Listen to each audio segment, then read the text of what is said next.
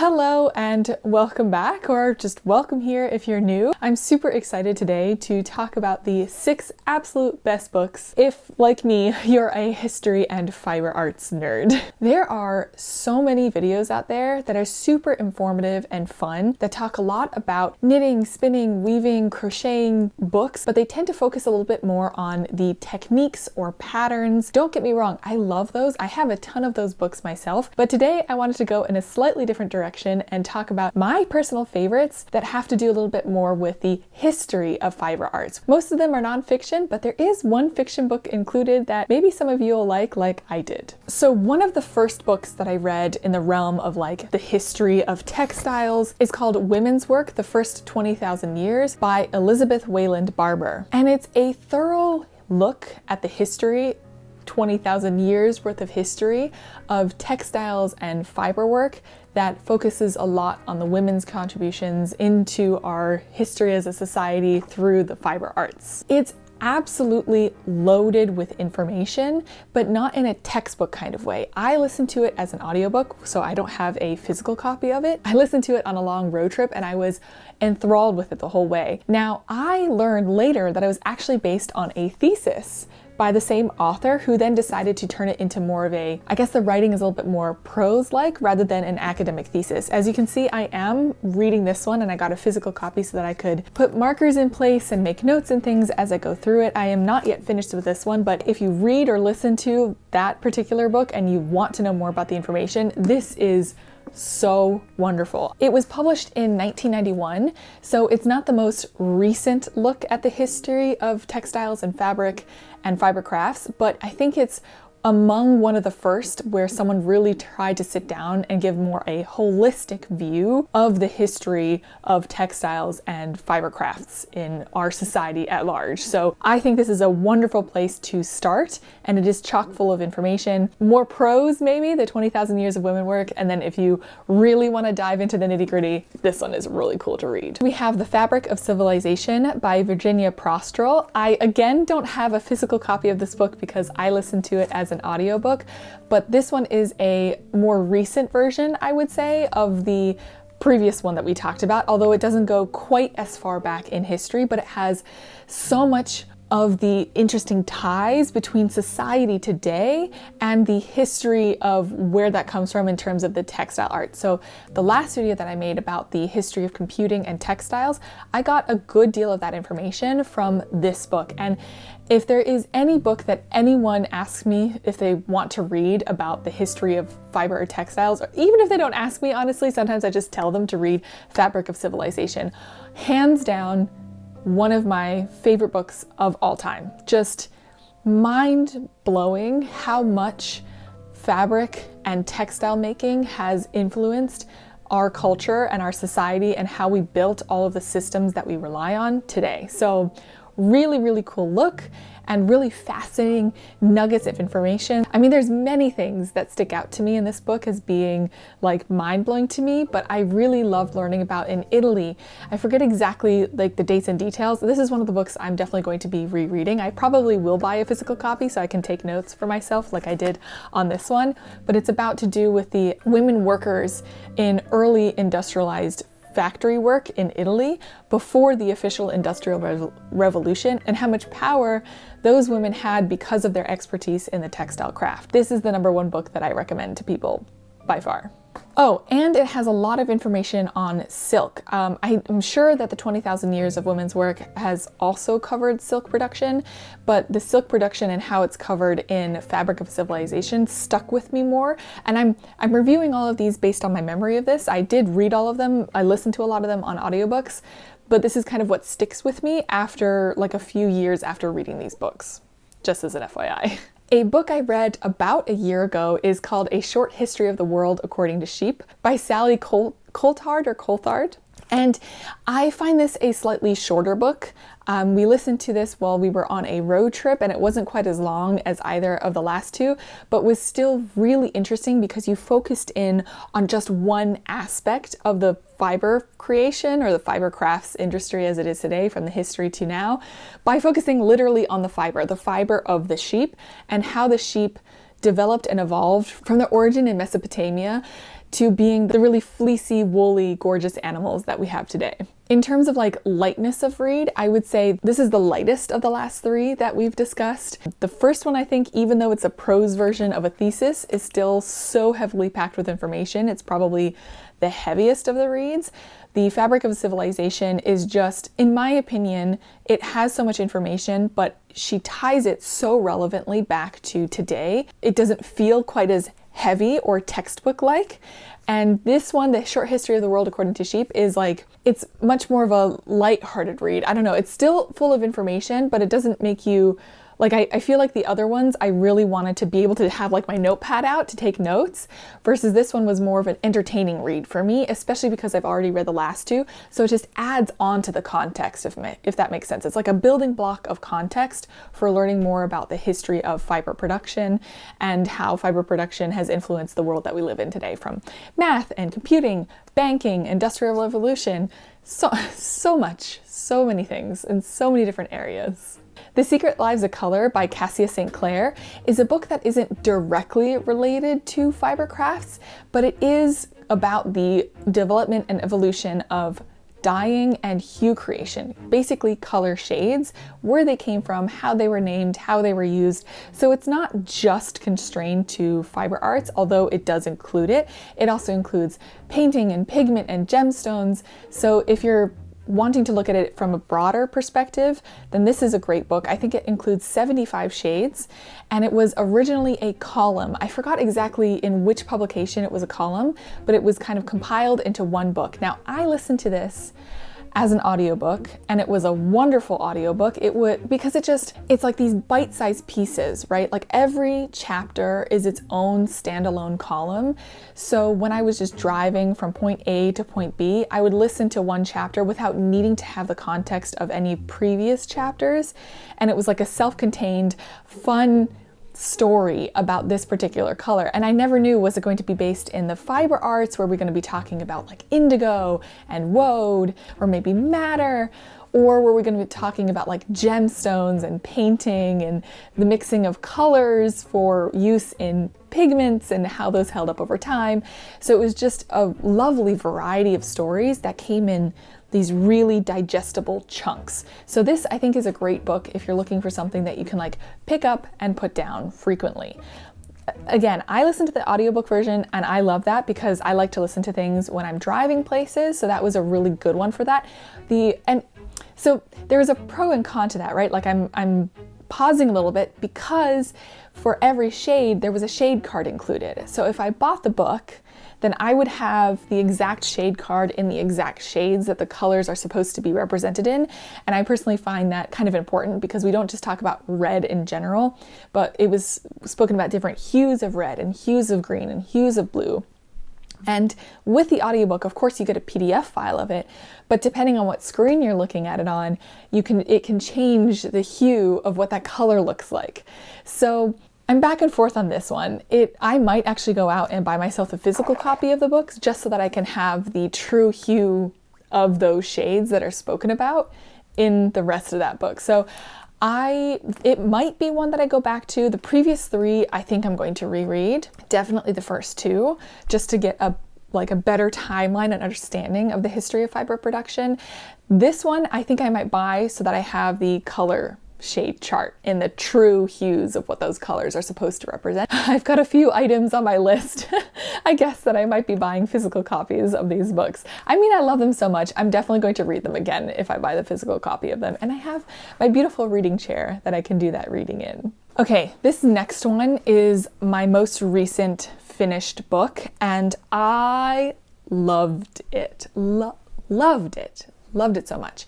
It's called The Dress Diary by Kate Strasden. And the reason I liked it so much is because it feels like you're reading a story. Like you're reading some made up story that someone used the history of textiles to inspire. But the beauty of it is it's a real story based on a real person. So kind of the background is that the author was gifted a book of scraps of fabric. I won't say the name of who those scraps of fabric are because it's part of the mystery that gets unraveled when you read the book and you go through the book and you go through the scrap fabric book.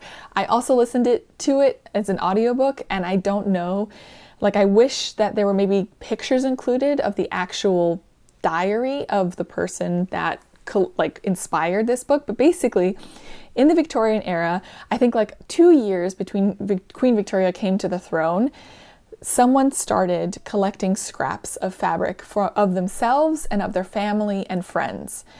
And it's really fascinating because it starts in the center of cotton production in England in the 1840s and travels across the world to Asia, Singapore, and China, where they continue to work in the fabric trade. Of course, it discusses the heavier side of that. So while it is an interesting thing to think about, traveling to Singapore to live there for 5 to 10 years in the 1840s is definitely interesting, but definitely dives into colonization and the colonization of Singapore and China by Britain at the time. So we do definitely go into heavier subjects in that book, but it is also really interesting because that book basically spans the lifetime of the Victorian period from the point of view of someone who's definitely a wealthier person, but not the wealthiest. Like, they're not royalty or gentry, but they are someone who is in an upper echelon of society whose family has a lot to do with textile production. And so it focuses on this one person and her journey through her life and where her life takes her and what the fabrics say about herself and the people in her family and her friendship circles. But it also touches on more of the history of that production. So the history of cotton production in that particular area of England.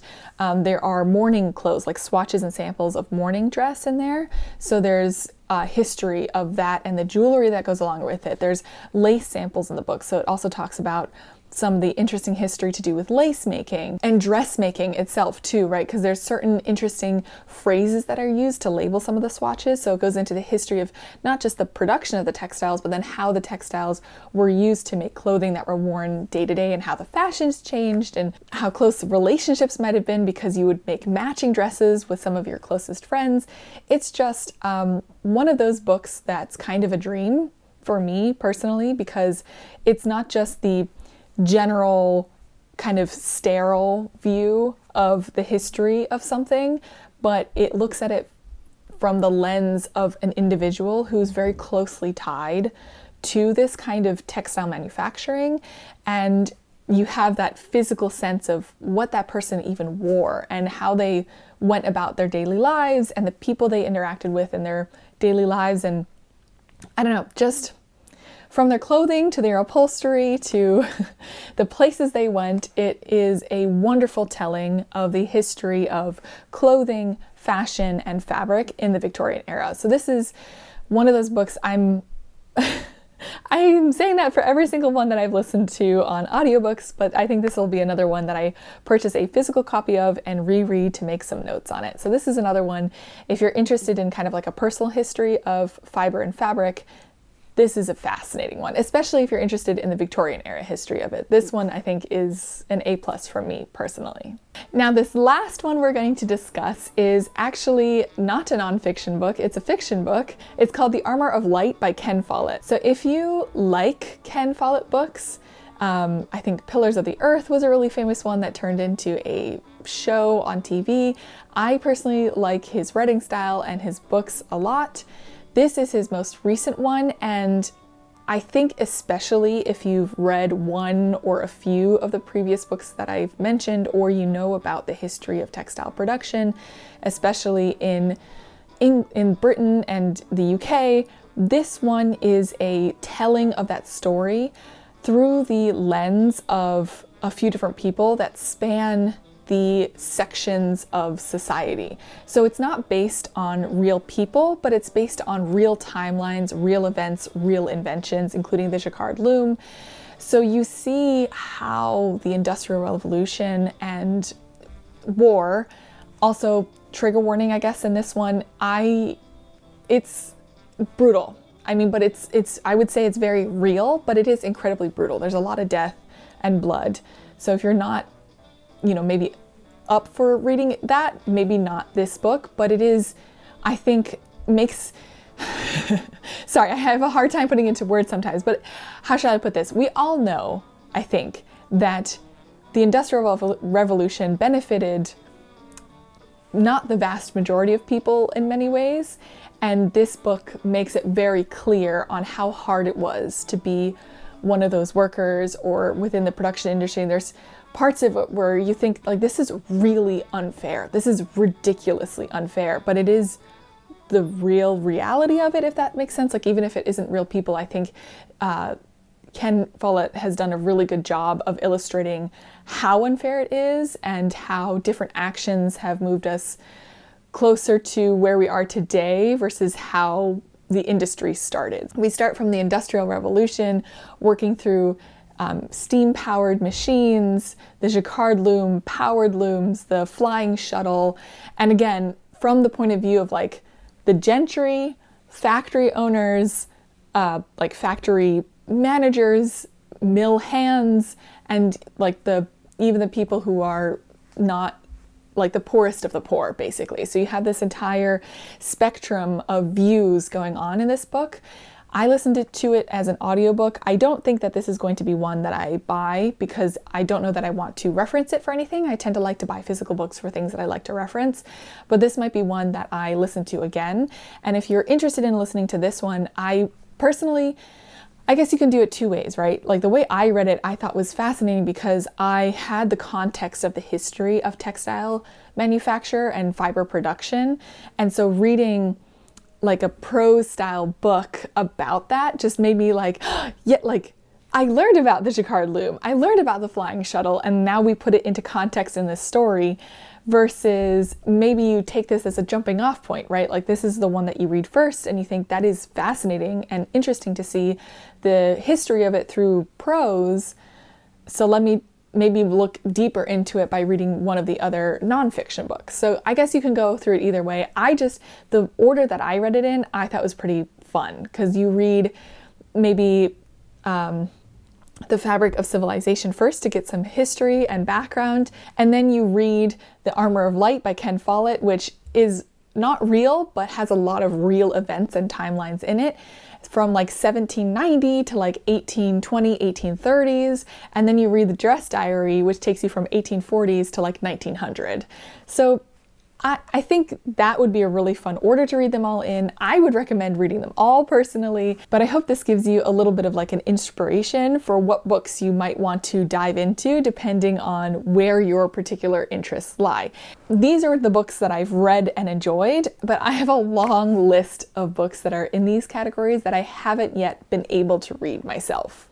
A few of them include Worn, A People's History of Clothing by Sophie Tannhauser, also Threads of Life, A History of the World Through an Eye of the Needle by Claire Hunter, The Golden Thread, How Fabric Changed History by Cassia St. Clair, again, Fabric, The Hidden History of the Material World by Victoria Finlay, and The Valkyrie's Loom, The Archaeology of Cloth Production and Female Power in the North Atlantic by Michelle Hoyer Smith. I have started the last one. I haven't yet been able to finish it.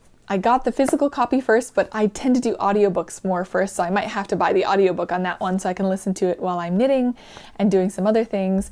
Those are the ones that are currently on my list. I feel like I'm missing some, so if you know any more, please do recommend them for me down below in the comments, because I am always looking for things to listen to while I'm doing other things, either around the house or driving places or knitting. And if you have read any of the books that are on my list that are up and coming, please let me know what you think of them and like if you would recommend them or what maybe you think that it dives well into, so that I can kind of have an idea of what I'm getting into before I start reading it, because I think it's nice to have a little bit of context for myself before I dive into one.